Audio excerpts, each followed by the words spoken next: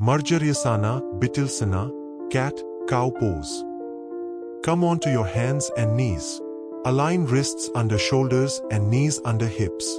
Inhale, lift your head and tailbone as your belly drops. This is cow pose. Exhale, round your spine upward like a cat and tuck your chin. Repeat slowly for 5 to 6 breaths. This flow improves spine flexibility and relieves back tension. Instructions.